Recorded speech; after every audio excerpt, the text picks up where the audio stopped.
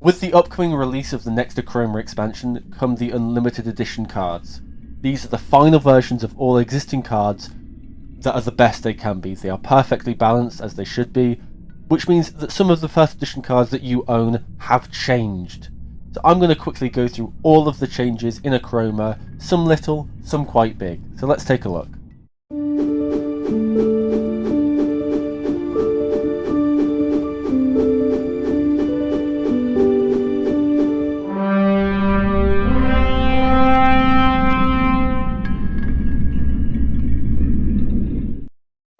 So there are 7 ways that cards could have been changed in this update.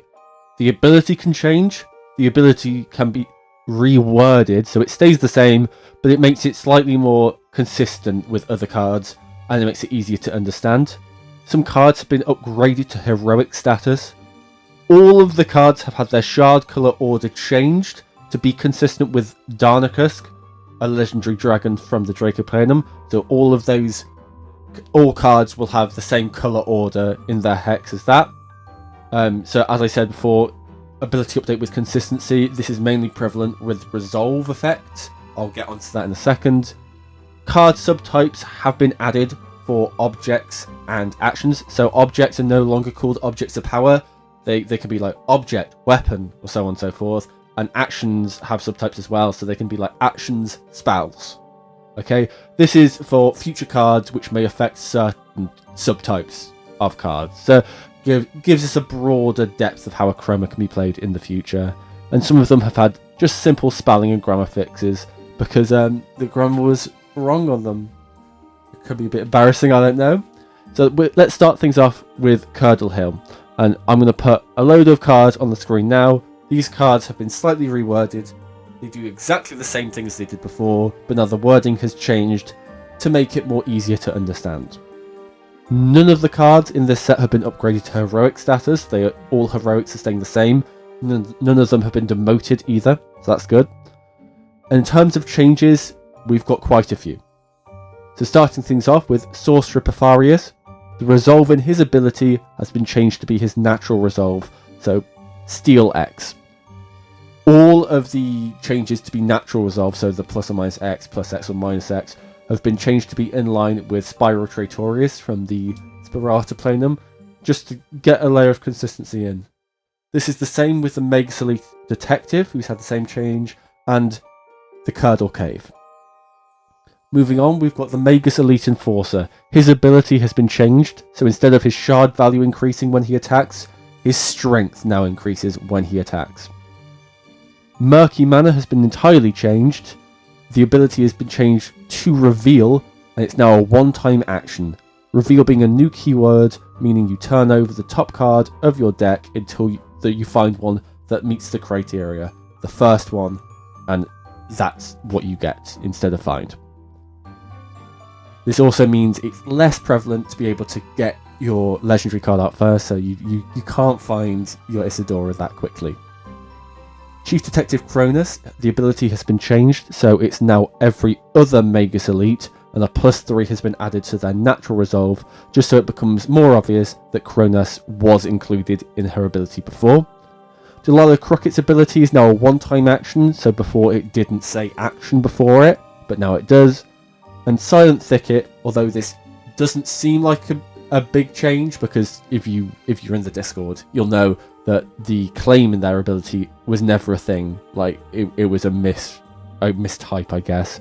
That's been removed from the ability, so anybody who previously thought you got to claim and restrain, which could be interesting, it's no longer there. It doesn't happen. Moving on to the Dracoplanum, we've only got one change in the Dracoplanum, and that is the same as previously. Darnakusk, the resolve in his ability has now been changed to be his natural resolve, so +X. All the cards that have been reworded are now on the screen. There are quite a few for this set. You may notice in there, Chroma Storehouse and Acrombolenium are there. That's not the only change they've undergone. They're now also heroic cards, along with Monastery Nest and Vast Voltaris. Heroic means that only one copy of this card can be on the canvas at any one time.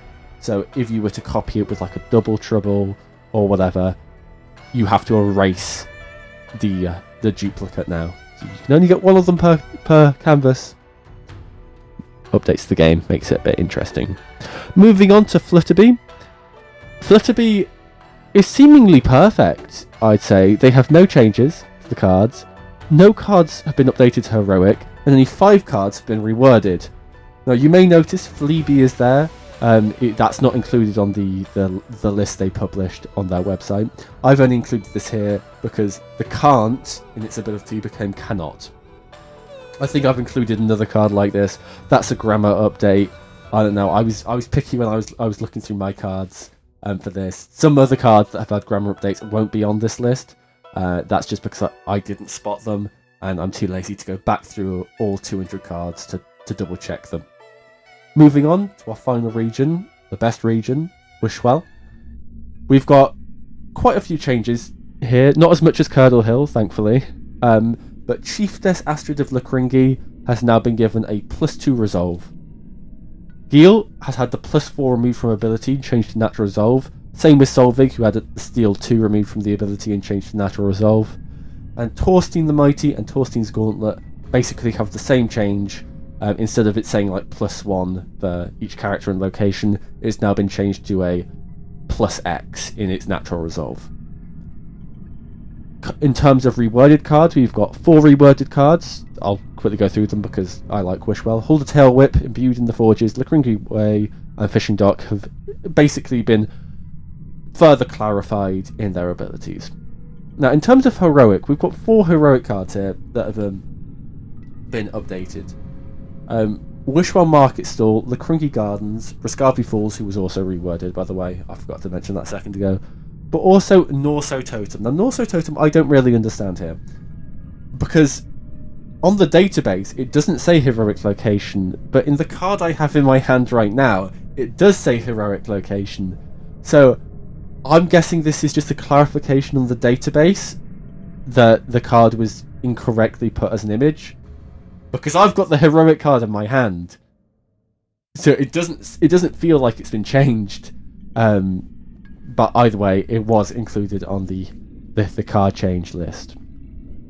And that's every change we have had for the first edition cards so far. We do get the unlimited edition cards. They should, as they put, they're on pre-order right now, and they'll be shipping on the 28th of April. And that includes for anybody who bought them on the Kickstarter, and that includes the Rise of the Realm Runner expansions. We also this week, I say this week, in 2 hours, we get revealed the next set for Curdle Hill, for the Salem Planum. So we get revealed the next Salem Planum set. We'll get given the title and we'll get the poster. So I'll do a video on that soon enough. Once it has actually been released. There will also be some information on a certain Easter egg hunt that happened. Maybe we'll get to see. So that's every card that's been changed. There are quite a few. As I said, subtypes have been added. I didn't go through any cards that have had changed the term objects of power to objects, because that's basically any card that referred to an object. But just note that there's now a new name for objects, and there's new subtypes for actions and objects.